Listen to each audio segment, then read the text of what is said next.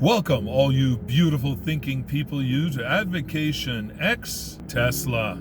Remember, everything in these videos are opinion, but opinion that is based on facts, and not the alternative fact type either. So before we begin, hit the like button, subscribe, become a member, crush that bell, don't miss anything going forward. We have much coming your way.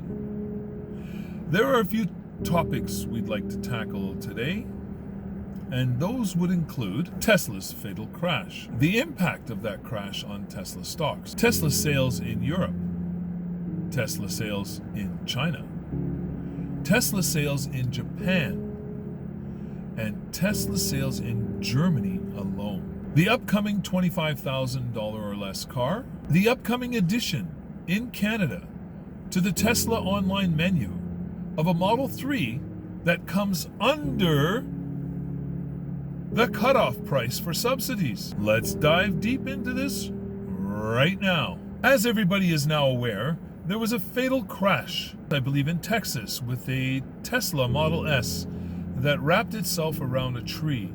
And apparently the initial reports from law enforcement and media all in the area was this car was driving itself. There was no driver in this car. There could not have been a driver in that driver's seat. One was in the passenger seat, deceased. One was in the rear, deceased. No way that anybody was driving this car. Upon further scrutiny and analyzing the data at Tesla headquarters, they find autopilot was not engaged on this car. And the car itself, when purchased, was not equipped with full self-drive. I think that kind of debunks their theory. Again, give me your opinion. Do you think that debunks their theory? Do you believe that the car drove itself when it never even had full self-driving equipped and autopilot was not engaged? They've subpoenaed the data, so the data is going to tell NHTSA and the others investigating this crash that it definitely was not the Tesla's fault. Unless there was some bizarre, really bizarre malfunction that did occur that will be found in the data. And if it is not found in the data, we have to look at a different scenario. Now, first of all, let me say my condolences to the families. It's horrific to lose a loved one, no matter how it occurs. Whether the car malfunctioned, whether it was human error, it doesn't really matter. The pain of it is we've lost 2 human beings in a car crash. The initial report said that the car was burning for 4 hours. That was a lie. The initial report says that the fire department was on scene trying to extinguish this car for 4 hours. That was a lie. The reports in mainstream media, etc., are saying that the fire chief had to call Tesla and get instructions on how to put out this car. That was a lie. The fire chief came out and explained that they were there within minutes. They had the fire out and under control within minutes. What is going on with the mainstream media? Like, is it just a personal hatred against Tesla? Did they all, buy another ICE car, just when Tesla came available, and they're really pissed that Tesla wasn't available before? What is the reason for that kind of reporting? That was horrific reporting. Complete lies with absolutely no way for us to prove that they had any evidence or didn't. The mainstream media just threw out these lies without having any corroboration that was worth a grain of salt. The impact on the Tesla stock after hearing the mainstream media and the police, I'm not sure if it was a chief or a commissioner or whoever he was, who told the public that absolutely, in his opinion, there's no way that anybody was driving that car. Yet he does declare that it's kind of impossible for an older gentleman of that type to get out of the driver's seat and put himself in the rear in the 20 or 15 or 10 seconds that it would have taken to travel the route of that cul-de-sac. Folks, there's something else happening here, and yes, hopefully their investigation will find out what it is, but they have to stop jumping to these anti-Tesla conclusions before there's any real evidence put in to be considered. Let's get to the good news. Tesla sales in Europe, #1 once again. and flying. Oh, and did I mention they haven't yet even opened up the Berlin Terrafactory? Oh my, there's a demand problem. Tesla has a demand problem. Nobody wants their cars. They're pushing those cars down people's throats. They are giving them away for free, and that's what puts their sales up to 500,000 a year and beyond. Maybe not. Tesla sales in China flying off the shelves. Oh, except where there's a demand problem, which is nowhere. For sure, Tesla sales in Japan are horrible. And I mean, there's no cars flying off the shelf in Japan. Japan makes some of the best cars in the world with the best fuel economy, affordability based on what you're getting, like dollar for bang for your buck, let's say. Oh, what? What's that? Oh, Tesla sales in Japan have like gone up exponentially. Oops. I can't understand. I can't explain it. I don't know what to tell you. All these stats are coming at us like left, right, and center, and yet Tesla has this big demand problem. I don't understand. These stats cannot be true. It's got to be a lie. Absolutely. Right? Right. Let's look at the sales of Tesla in Germany, because that will tell the story. Because they're competing head-to-head with German-built cars, right? And remember, Gigafactory or Terrafactory, Berlin is not yet operational or even up and ready to be operational.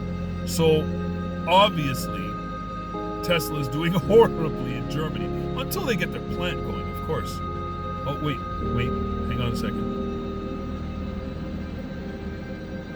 Tesla, #1 in Germany? Even over the Volkswagen ID3 and ID4?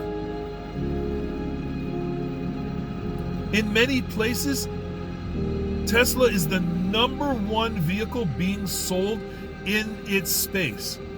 The Model 3, #1 selling vehicle, car, or sorry, what do we call that? Sorry, mid-size luxury sedan, bar none. Specific places in the world, but bar none. We're not talking about just electric. How about any cars in that category? Woo! Guys, I don't know what to tell you. This seems extremely strange. I don't know. Maybe I was right to invest in Tesla. Maybe I was right to tell everybody to invest in Tesla. Or, I mean, some of you, please tell me. Maybe I was wrong. Tell me. Give me the information that backs it up. Up and coming. Very shortly, guys, they're going to start working on that 25,000 or less super little Tesla. I believe it could be a hatchback. I believe it'll probably be built in Shanghai, China. And I believe it will be exported all around the world. Now, there's been tweets and leaks and things to that effect, so it's not just totally my opinion. It's based on some really good reporting and some facts that have been unveiled, and some tweets that have come probably straight from Elon Musk himself. Now, here's the kicker. In Canada, the Canadian governments seem to be also fighting against Tesla. They made it so that every Tesla would be exempt from any subsidies whatsoever. So if you wanted to buy an electric car, it had to be anything but a Tesla if you want to take advantage of these savings. I think that's rude, to tell you the truth. And I'm up here in Canada, and I'll tell you, I'll voice my opinion to the powers that be as well. But here's the thing. Tesla has now added to their menu a car in Canada, a Model 3, that fits just under that limit, therefore qualifying you for subsidies. Now, there's a caveat, guys. Very low range, stripped down model, very, very plain, okay? However, the good news is you'll be able to upgrade your car after you buy it. Get your subsidies.